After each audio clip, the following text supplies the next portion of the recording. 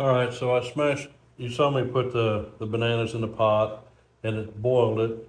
And I boiled it for maybe 5, 10 minutes. You're just trying to break down the sugars in the banana.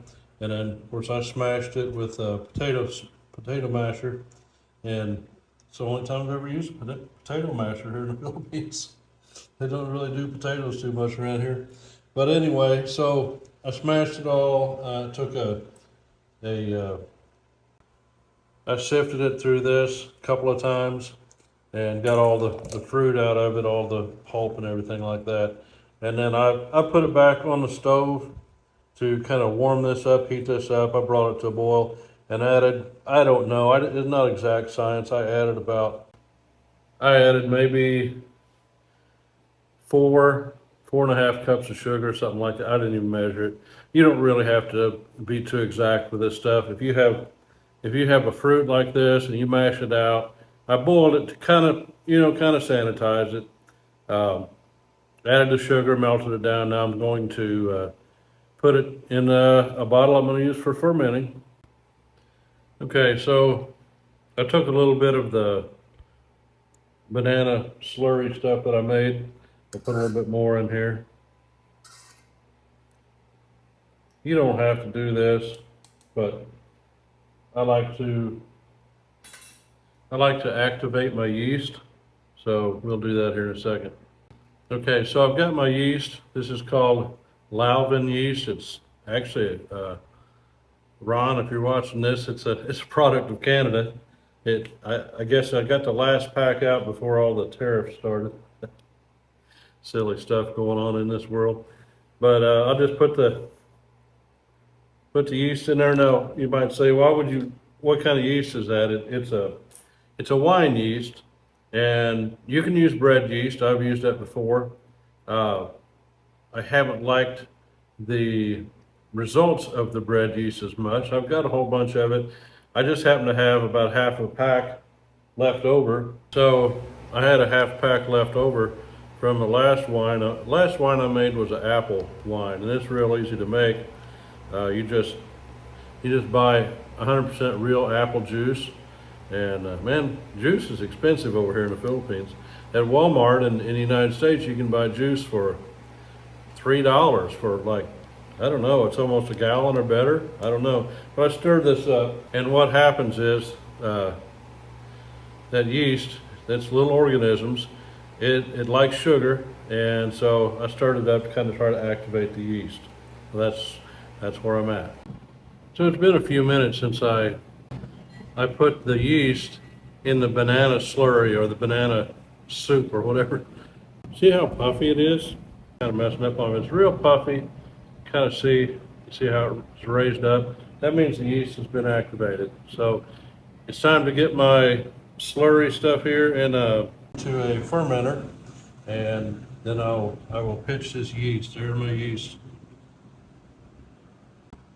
Okay, here's my high dollar fermentation vessel right here. It's Wilkins distilled water, and I left a little water down in the bottom. That's going to help cool it off. This is actually at about 83 degrees because I've got a thermometer right here. It says 72, but it's been sitting in the air conditioner for a little bit. So anyway, I'm going to put that in here, and we'll get it mixed up with the water. Okay, this is really what I would call ghetto winemaking, but it works. It works. I've tried it several times. It really works. I've got this, just a plastic jug I bought from the store for like 80 pesos. Got the water, got the jug. I made a little funnel, and I'm gonna attempt to pour this stuff in here. I'm just a little concerned about the funnel.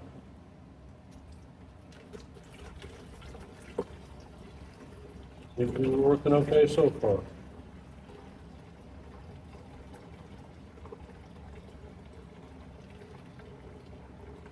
There's about a bunch and a half of little Latundan bananas in there, crushed up, boiled, and then again I think I did 3 or 4 cups of water, or cups of sugar that put in there. So I've got it in. So I want to make more wine than this right here. I'm going to fill this thing up with water about up to here because it's really heavy, dense, sugar dense juice down there. I'm going to fill it up about to here, and then I should be able to pitch my yeast and start the fermentation process. Okay, so I got my little funnel back here.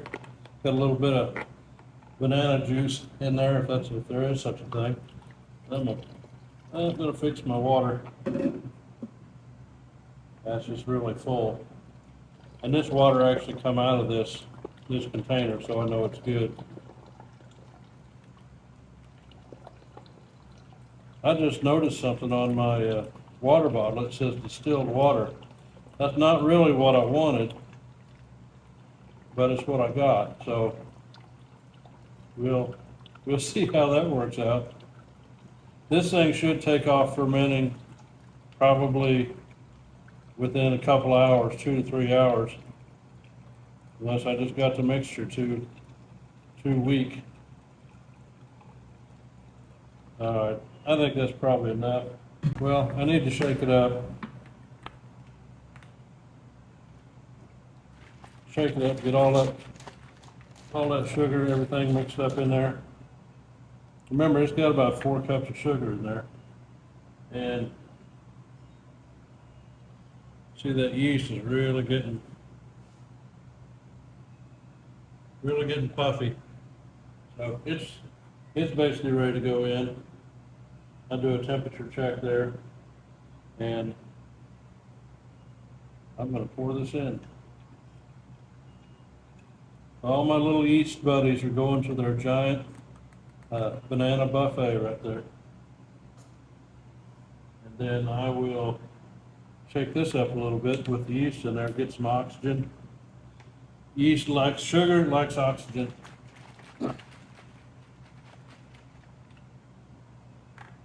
Basically now, I bought this on Shopee.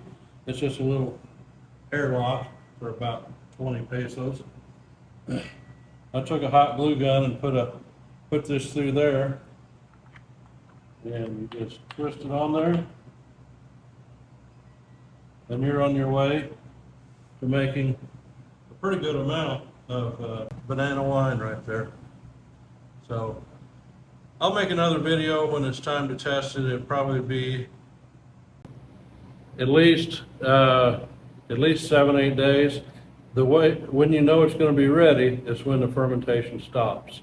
And I will put some clean water in that thing there, and before too long it's going to start bubbling.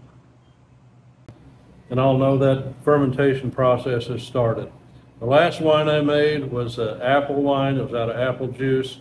And I'm telling you what, that whole bottle just filled up with like a foam, because that yeast right now is going to start eating sugar. That's what it loves. It eats the sugar, then it's going to give off, the byproduct is alcohol. So it's going to eat most of the sugar, almost all the sugar in that slurry right there, or that juice, whatever you want to call it. So yeah, it's going to, when I taste that wine, I know it's going to be really dry, because it should have a 10 to 15% alcohol content. It should. I don't know. I could do all the measurements and try to figure out exactly what it is, but I know how to make wine. I know how to make it cheap, and I don't make it that often, but I thought I'd share a video with you on this. So basically that's all there is to making wine. And in the Philippines, there's so many different kind of fruits. And I was kind of excited to get back here this time, because I thought I'm going to really get some good fruits. I'm going to make some different kinds of wine. I've been posting about that star apple. I need to get some star apples really soon, because the season on star apples is over in a flash almost. A couple of weeks and they'll be gone. Also, the Chico. I want to make a Chico wine. So it's just something to do. You know, I got to have something to do while I'm over here. And I enjoy making it, and I love the fermentation process. I messed around when I was back home in Missouri. I fermented some sauerkraut. I did that. That was really my first try at fermentation besides the beer that I brewed. Also, I fermented some like grape juice, and any pure juice you can add what they call, you fill a jar with shredded ginger, you peel it, shred it, put water in it, let it sit for like 3 days, and then it'll start bubbling, it'll start a fermentation process. And then you can take, and you can pour some of that, they call it ginger bug, I don't know why they call it a bug, but anyway, it's got the little, the fermentation bubbles, and you can pour that in a regular juice, and if you have a flip top lid that closes up, it'll actually make that stuff have carbonation. It's just kind of cool. It's just kind of something to play around with. So I kind of enjoy that process.